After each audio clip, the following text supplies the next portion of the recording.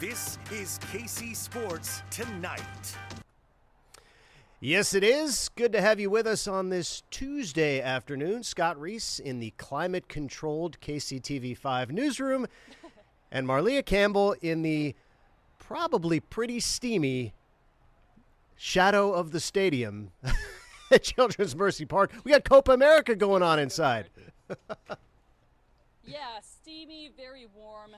I would describe the air texture as peanut butter. It's a little bit muggy out here, but honestly, just a fantastic atmosphere.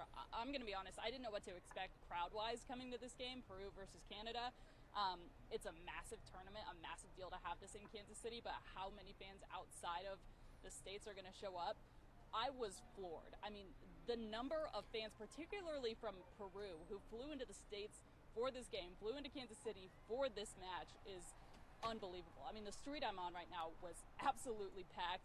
Fans were wearing all of this garb. They were chanting and singing their national anthem. It's just a really special atmosphere here, and you can tell it means a lot to the fans of that nation. But a lot of fans from Canada as well here today. And this is a big deal. You know, as I mentioned, Copa America, the United States have only hosted this tournament twice ever, which, to put that into perspective, this tournament's on its 108th year of existence, 48 different editions of the tournament. 2 times it's been in the United States, never been here in Kansas City. So big deal that this is in town today, and it means a lot to the fans. You know, you just dropped a lot of great knowledge, and I can't get past the weather descriptor of peanut butter. Well, welcome to Kansas City summers. It's like this phenomenon I haven't experienced anywhere else, where it's like you can literally feel it. It's like you're swimming through it. So peanut butter is kind of a gross description, but I think it's pretty accurate. Fair enough. And you were also at Sporting Availability this morning, and Peter Vermees talked, in addition to his team's struggles, and we've talked all about that, but he had some interesting things to say about this tournament and about soccer here in Kansas City and in the U.S. Yeah, it's a big soccer day in the soccer capital of America. Talked to Peter Vermees this morning, as you mentioned. I went to training and then did a little press conference afterwards. Sporting announced today that on September 7th, right here at Children's Mercy Park, the U.S. men's national team is going to be back here for a friendly against Canada. It's Fan Appreciation Night, and there's no better place to do it than Kansas City. I mean, the U.S. national team, the men's team, has been here since 2022, so they're coming back to Kansas City. That should be a fantastic atmosphere. Of course, we'll also see them on Monday at Arrowhead for another Copa America game against Uruguay. But yeah, I mean, it's awesome how much international soccer is coming to Kansas City. We already had a lot of that, and then to get the announcement about the September friendly is a pretty big deal. And he cited it to, you know, he was saying when we made the decision to build this stadium, that's something that we were hoping for and expecting, was to have a national and international presence right here in KCK, and that's what you're seeing. So pretty cool to see that come to fruition. But yeah, big news today from Peter Vermees and company. It's I mean, really exciting. I don't know if you can hear this, Scott, but I can hear the roaring of the crowd. Right on cue. That's a goal. You know, I was checking my. That's a goal, I think. I can't see the game. I don't have the monitor in front of me, but that to me was a goal reaction. See, that's what I thought maybe 10 minutes ago. I go, oh my gosh, there must be a goal. This crowd's going crazy. And I checked and it was 0-0. So I'm like, what? So it must have been a good save or something. But all right, the crowd here is very into it. I'm probably like 100, 150 yards from the stadium, and it's crazy. All right, you ready? I'm going to do something just because now I have to know. I'm going to do something I probably shouldn't do. I'm going to hop out for 7 seconds, and I will be back, and I will tell you if it's 1-0. Ready? Go. Okay. 7, 6. I think it's still 0-0. It is still 0-0. You're right. Yeah. We got to get more monitors in my line of sight here. Is the moral of this story? But yeah, no, it was a great save, I guess. Score on my phone because I'm so fascinated. Yeah. I mean, that's just how into this game this crowd is, to where you literally think, oh my gosh, they must be celebrating a goal. No, they're celebrating, you know, a good defensive play or whatever. But did you get a sense of the split?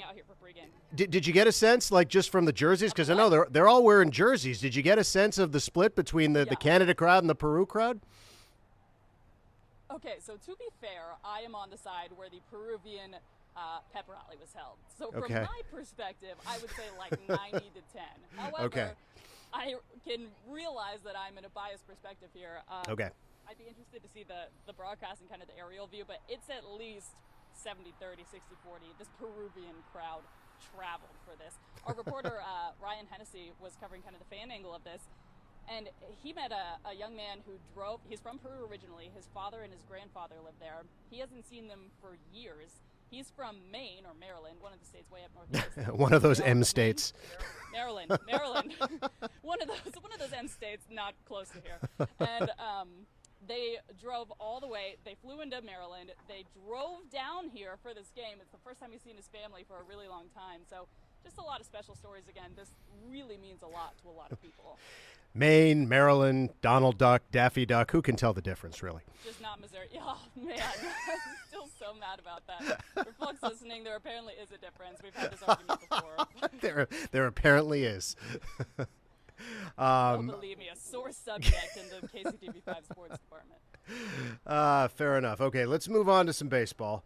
Royals last night, a successful Game 1 against the Miami Marlins. Look, this is a really bad Marlin team.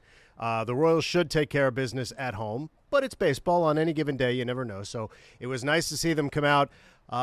Good pitching performance from Cole Reagans. We'll get back to that in a minute. But the offense, Marleah, they get 3 solo home runs, including Hunter Renfroe, who had been banged up. So, boy, it was nice to see the bats get going. And they say hitting is contagious, so I guess maybe we'll find out if, it's a momentum is a thing, and maybe it carries over to games 2 and 3 of the series. Yeah, you would certainly hope so. I mean, before last night, it was a bit of they were scoreless through 22 innings. Yeah, it was 25 innings by the time they finally got on the board. I mean, yeah, and this is a team that really hasn't struggled with that much this season. So good to see the bats hot again.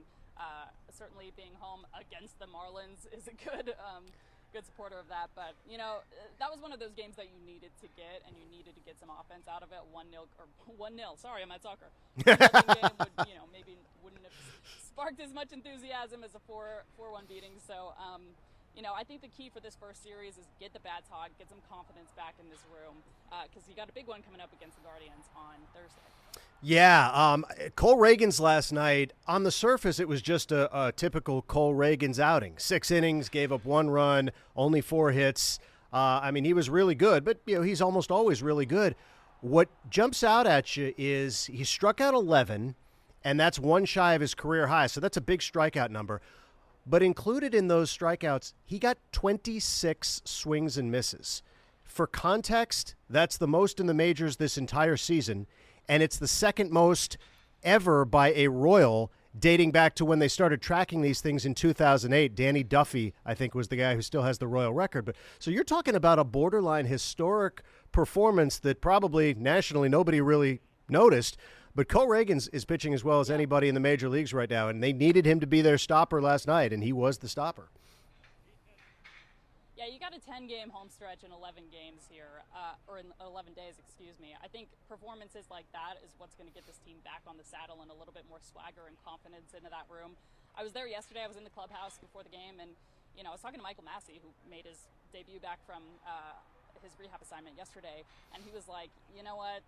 This happens right now. It's a really bad cold stretch. We know it, but it's a 162-game season. Now it's just getting out of it is the key. Hopefully you started that last night. Again, I would like to see like a 7-3 performance or 6-4, 8-2, some kind of winning trend going into this next road trip coming up. Bobby Witt Jr., 100th hit on the season, first guy in the American League to get there, and it took him a few games. He was sitting on 99 for a while, but he got over that hump. But the note at the bottom, which you can't see, but I will tell you, the Royals bullpen last night, 3 hitless, scoreless innings. And as important as it is for the bats to come alive, which at home they usually do, it is equally as important for the bullpen to hold up its end of the bargain when you get a Reagans-esque performance like they did yesterday and like hopefully they will get tonight from Seth Lugo. Sorry, Scott, you cut out on that last point. But I'm sure it was great analysis. It was brilliant insight. There are no words to describe the brilliance we'll never know of those 10 seconds of insight. I'm dealing with the very fun cell phone effect of stadiums, okay. But, I got okay. All right. Basically what I said was the bullpen really has to be good, and they were last night. That was my brilliance. Yeah, okay. Yeah, brilliant summary. I think that's going to be the key coming in here, that and the offense, and we certainly got a little bit of a taste of that last night. Yeah. So segueing to the Midsummer Classic, which is coming up in a few weeks, far and away, in my humble opinion, the greatest of the 4 major sport all-star games is Major League Baseball. It's in Dallas this year in Arlington. And you're telling me you don't love the NBA All-Star Game? I'm telling you that I do not love the NBA All-Star Game. I do not love the Pro Bowl. And I do not love the NHL All-Star Game. So what I'm telling you is the only one that I think is honestly worth much at all. That's not true. I enjoy watching the NBA just to see those guys, out there doing their thing. But parts of the game, for the most part, the game is borderline unwatchable. And I feel that way about the Pro Bowl, too. Yeah. But the All-Star Game, Major League Baseball, they're playing. The pitchers are pitching, the hitters are hitting. They're actually playing to win. So it's like watching real baseball. It's fun. And it's going to be fun for Royals fans this year because I think they're going to be pretty well represented. The pitchers, the fan voting does not impact the pitchers, but certainly Seth Lugo and Cole Reagans will be very much in the conversation. I would be surprised if at least one of the two doesn't make the squad. Probably Lugo, but I'm not sure. It may depend on these next couple of starts. But the offensive voting, phase 1 is coming to a close, and the way it works for the uninitiated is that the fans vote online. They can vote up to 5 times a day, so you can basically stuff the ballot box. And then at the end of phase 1, they take the top 2 at each position, the top 2 vote getters, and for outfielders, the top 6 in each league, the American League, National League, and they move on to phase 2, which is basically just a mano-a-mano 1v1, and whichever guy gets the most votes there is the starter for the All-Star Game. Oh, by the way, you can only vote once a day for phase 2, so it's a little harder to stuff the ballot box. The point of all this is that both Salvador Perez and Bobby Witt Jr. are firmly entrenched in second place at their respective positions. So they're going to be moving on to phase 2, and it's going to be Bobby Witt Jr. versus Gunnar Henderson, who has been stupid good. So, that's a great face-off at the shortstop position. And similarly, Adley Rutschman has been tremendous, and Salvia, the 2 catchers. And so they're going to be 1 and 2, and Royal fans have a chance to put their 2 guys in the All-Star game now for the next couple of weeks. Yeah, and I think if we've learned anything from, the 2014-2015 era, which I think you're getting kind of that renewed sense of optimism, took a little bit of a dip the last 3 or 4 weeks, 2 or 3 weeks or so. But anything we could learn from that 2014-2015 era is that this fan base is more than willing to get online and vote folks in. I would say about half of Bobby and Salvia's votes probably came from Jared Kohler because we're on every day to make sure we're casting our votes for the All-Star game. But certainly both of those guys really well deserved. Would be fun to see them, and I think it's just a really cool peg to have, one of your youngest guys on your roster, Bobby Witt Jr., 24 years old, and one of your staple guys, Salvador Perez, who was playing in 2014-2015, representing this team. So get your votes in. You got time, right? Well, it's still open. Witt Jr. trails Gunnar Henderson right now by more than 500,000 votes. So Jared would have to vote, let's see, 5 times a day for the next 100,000 days, and he could get his guy in the game, in the 2067 All-Star game. Yeah. No, but it would be great. Look, let's be clear. Both guys are going to be in the game, even if they're not starting. So the Royals are going to have, I would say, at least 2 representatives and very possibly at least one of the pitchers. So having 3 Royals in the game would be super cool. You don't get 3 guys unless you're a good baseball club. And so now, look, the Orioles are going to have like 12, but still, it's going to be fun, I think, to see the Royals and that game down in Dallas in a few weeks. Okay, so we're going to go off-season here for the next topic, and this is a Marleah Campbell special, courtesy of our friends at PFF. You may have seen the tweet if you follow Pro Football Focus this morning. They ranked their top receiver groups in the NFL. Now, the important asterisk here is this is wide receiver plus tight end. So it's all of them. It's pass catchers. But we've got them on the screen there. Miami 1, Houston 2, Cincinnati 3, Tennessee 4, Kansas City 5. And if you think about the unquestioned Achilles heel of this Chiefs team last year, it was catching the football. And if all of a sudden they have a top 5 receiving core, including Travis Kelce, in the league for this year, I don't know about you, but that sounds awfully promising on this end. Yeah, there's certainly an outlier in that group when you add Travis Kelce. I'm sure it sways the vote a little bit if you take him out of that group. I don't know if, Chiefs are in the top 5, but certainly Brett Veach and company put effort into that room this offseason and said, we are not going to be leading the league in drop passes next season. You sign Hollywood Brown in free agency. You trade up for Xavier Worthy in the first round. First time Brett Veach has drafted a wide receiver in the first round. Those two guys, a lot of promise to be in your 1, 2, 3 kind of area. Rashee Rice is the obvious question mark when it comes to a potential suspension coming down the line. But then you have a close tier group of guys kind of in the tier behind what I would call those 3 between Worthy, who I think we'll see a lot of this season, Hollywood, and Rashee, with Justin Watson, who has a lot of snaps. He's not going to be or catches. He's not going to be your number 1 guy, but he's certainly a reliable piece in this offense, that's been around for a long time. He has established relationship with Patrick Mahomes. We've seen him make big plays. And then you have guys that I'm curious, like Sky Moore and Kadarius Toney. These are both guys who have a lot of talent. They've had flashes of really, really good performances, but just haven't been able to kind of solidify themselves as a consistent target and a consistent weapon. Training camp is going to be huge. Those 2 guys I'm going to be keeping a close eye on. Yeah, so much Sky Moore buzz in training camp last year. Obviously, that did not translate to the regular season. And Kadarius is a completely different story. There's no questioning the talent, the ability, and we'll see how he performs and what the reviews are during training camp. I think that is going to be pretty fascinating. Just for the record, they also PFF also released its top wide receiver groups, just wide receivers. The Chiefs were ranked 16th. 16 on that front. So right smack dab in the middle, which is probably a safe ranking for this group given everything that you just went through. But what's interesting is I'm looking at these top 5 on the screen: Miami, Houston, Cincy, Tennessee, Kansas City, and Marleah. What do those teams all have in common? AFC teams. That is exactly correct. Repeat them. Miami, Houston, Cincinnati, Tennessee, Kansas City, right?